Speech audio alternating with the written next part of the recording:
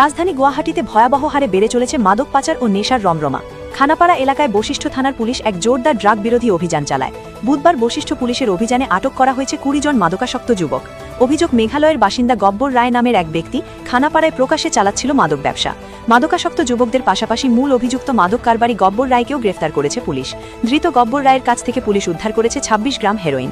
আটক ২০ জন মাদকাসক্ত যুবককে নেশামুক্তি কেন্দ্রে পাঠানো হয়েছে বলে জানিয়েছে পুলিশ।